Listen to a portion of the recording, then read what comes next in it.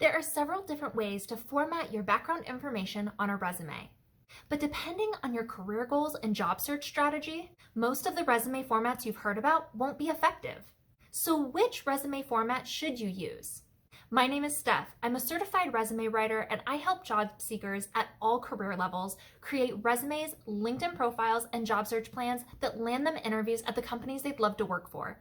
Today, I'm breaking down 4 of the most popular resume formats, what they look like, and who they're best for.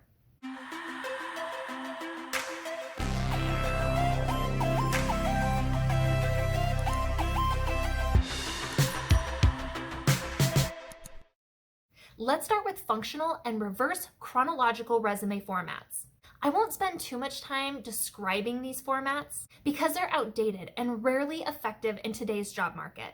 But it's important that you know how to spot and avoid them when researching resume designs and best practices.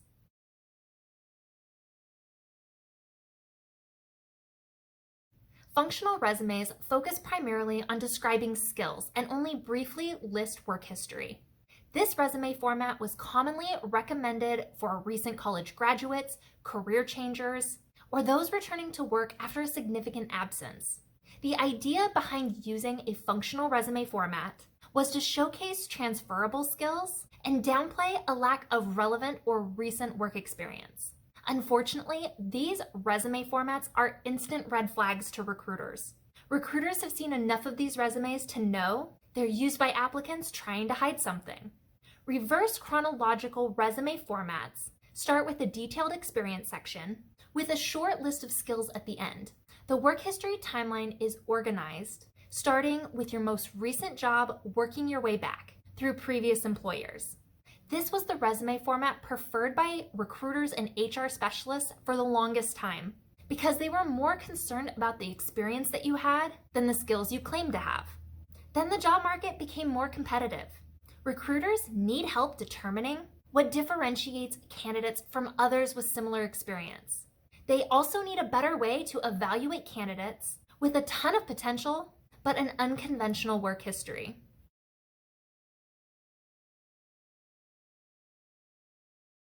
This brings us to the chrono-functional or hybrid resume format. This is the most flexible resume format for non-government job seekers, as well as the most effective and preferred by recruiters and hiring decision makers. This resume format combines the best aspects of the outdated resume formats we just covered. A chrono-functional or hybrid resume starts with personal branding elements that are similar to a functional resume approach. So a summary and easy to skim skills section that introduces your top qualifications and related skills and transitions into a reverse chronological format for experience, education, and additional sections. To keep your experience easy to skim and a snapshot of your background rather than a biography, you can alternate between short paragraph job summaries and bullet lists to showcase accomplishments across 1 to 2 pages.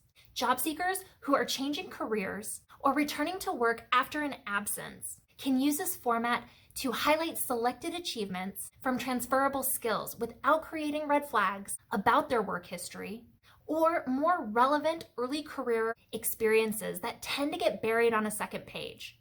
Recruiters and hiring decision makers also tend to prefer this format because, when done well, it can be easier to skim for the details they're most interested in.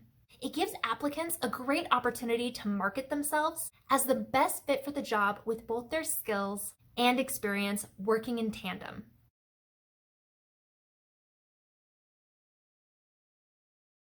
If you're creating a resume for federal or state government opportunities, HR specialists at these agencies expect a 3 to 5 page detailed resume to adequately assess your level of experience with the specialized experience, knowledge, skills, abilities, and competencies required for the role they're looking to fill. It must be detailed, but still as easy for a human reader to review as possible.